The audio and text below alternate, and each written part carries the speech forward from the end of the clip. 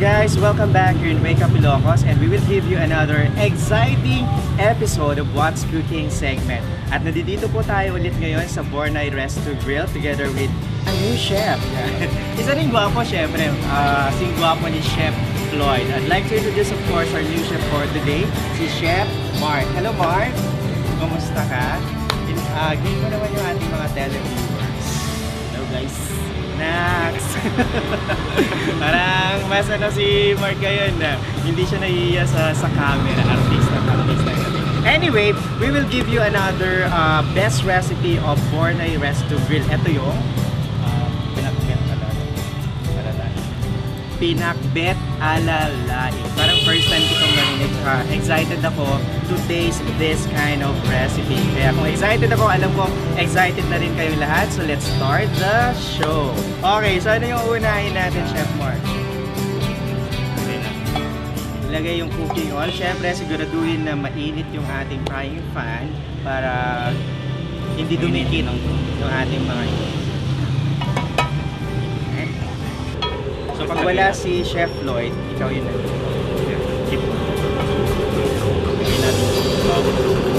Last episode natin is about sisig. Napakasarap talaga.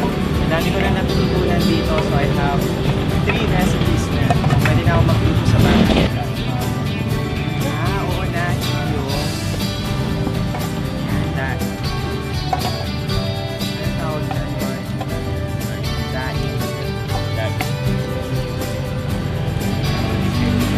Kamatis, sibuyas, saka luya. Ito yung mga chef nila natin. Parang may mas circus pa. Kasi mag-rapon.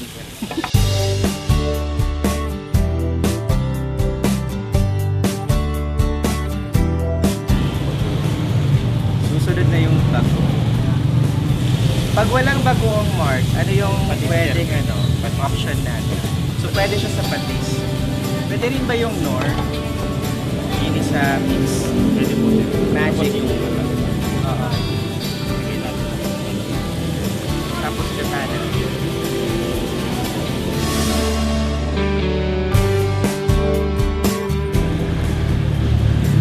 So parang this is a mixture of Bicol Express and Ilocano pinakbet. Sarap naman ng gulay, fresh na fresh. According to Chef Samuel, sabi niya, mas masarap daw yung pag half-cook lang siya. Depende rin sa masarap kasi yung alalang. For this recipe, mas okay pa luto talaga yung gulay. Dinengro na siya. Mga ilang minutes, Mark, bago maluto yan? 5 minutes. 5 minutes. So, antayin natin ng 5 minutes bago maluto yung gulay.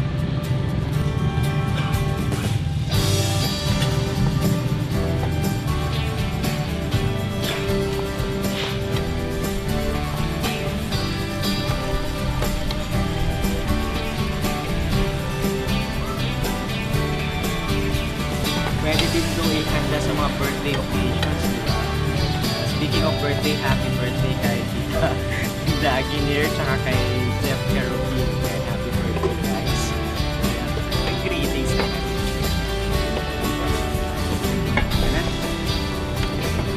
So this is the finished product of pinakbet with lime. First time. Only here at Bornay Resto Grill.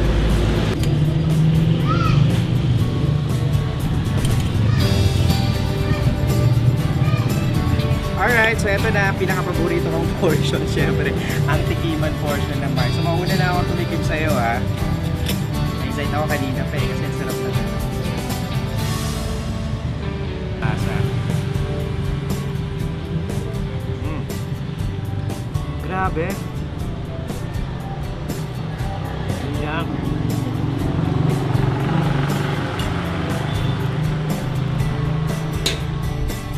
Sarap. Nasasahan ko yung gata, tapos perfect. Perfect combination. Pwede kong bingin ng rice. Bukong ko na to.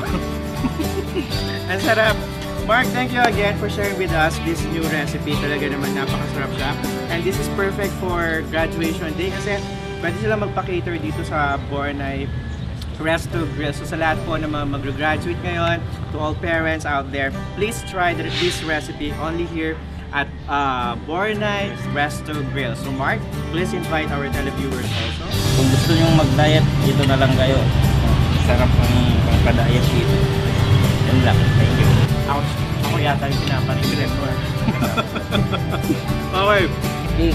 And po guys, before anything else, bago po tayo magtapos, I would like to say thank you again to the owner of Bornay Resto Grill, si Miss Dalia Artajos. At ang manager po nito si Miss Joanna Fe Artajos, daughter din po ni Mrs. Dalia Artajos. And special thanks of course to Len and Loie. Hi guys, thank you so much. And visit us here at Gomez Street, Pagburnayan, Bigan City, Ilocos Sur. Bornay Resto Grill po. You can contact them at this number, 0917-568-1191. Again, the number? 0917-568-1191. Galing! Pwede ko nang como si Chef Mark. Yan, kontakin nyo lang sila dito sa number. So guys. Alright guys, till next episode of What's Cooking segment, only here in Wake Up Ilocos.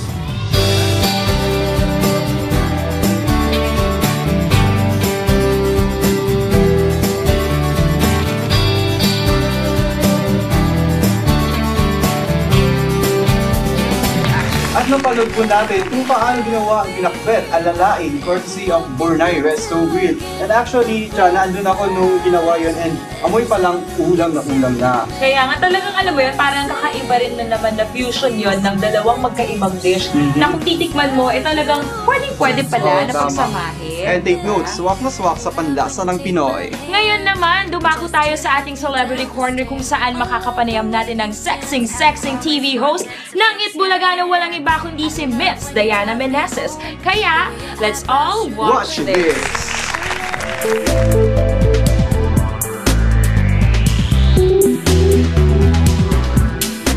She's a fashion model,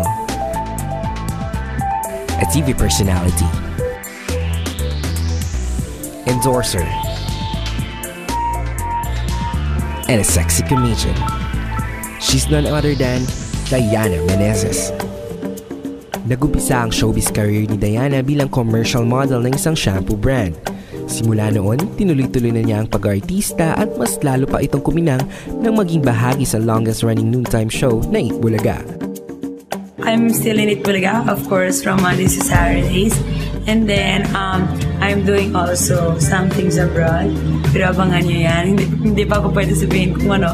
Kasi syempre, di ba, mga surprise projects. And yun, parang now, bagong Diana ang makikita niya. Masaya rin ikunento ni Diana na may nakatakda siyang international movie projects na gagawin. I have plans, pero international yun. So, wala pa dito sa Philippines. At ngayong taon nito, mas magiging wholesome na raw ang kanyang imahe. Hindi naman sa pagiging mas sexy. I think 2011 kasi was a year of trials for me. And then now, this 2012, I want to make it way better. But not take it in a negative way na, oh my God, I'm not in trials so 2011. Now, it's gonna be a better year. Watch out for it. So. Tuwang-tuwa ring binahagi ni Diana ang kanyang magandang suot mula sa ating local designer na si Ariel Agasang. This is from Ariel Agasang and he made this gown for me, and of course I'm very, honored to be here because I don't know if I'm always here because of sila Singson, because Chavez is my ninong when I was baptized, when I became a Catholic. So every time I have a shoot or I have something, I come to Baluarte, I stay here, now I'm not staying naman in their place, but I love coming to Ilocos, I love coming to Vegan. And yun, sa mga Ilocano, super gusto ko kayo. Bukod rito, kinamusta rin namin ang pagbisita ng Brazilian model sa ating probinsya. Well, I love it here. Like, it's not my first time. Actually, I think I've been in Vegan mga 5 times already, and I love it. Like, every time I come, I feel like it's home, because it's not a place very urban or something like, like Hong Kong that you go and everything is electronic. No, it feels like it's a historical, you know what I mean? That feeling na parang maglalakad ka sa kalye, tapos ang sarap, tapos mga tao ang bait. I love it. Naikwento rin ni Diana na enjoy siya sa pagkain Iloco katulad na lamang ng Yung longganisa nyo, sobrang masarap. As in sobra. Na kanina sa hotel, when they asked me, what do you want? I want something, you know, Ilocano. I think it's longganisa talaga yung pinaka-favorite ko dito. Siyempre pa, hindi rin namin pwedeng kalimutan tanungin ang estado ng kanyang buhay pag-ibig. Waiting lang for the right moment. Kasi nga, abangan nyo na lang. Kasi something might happen this year. Pero as of now, no love life muna sana. Ayoko mag-distract, you know, focus lang sa career. At para sa kanyang mga tagahanga, ito ang kanyang mensahe. Please watch It Bulaga, of course, Romantic Saturdays. And yun, watch out for the new Diana that you guys gonna see in 2012. No more mga chismis na chismis. No more love life, as you're saying. Totally focused on my career. So yeah.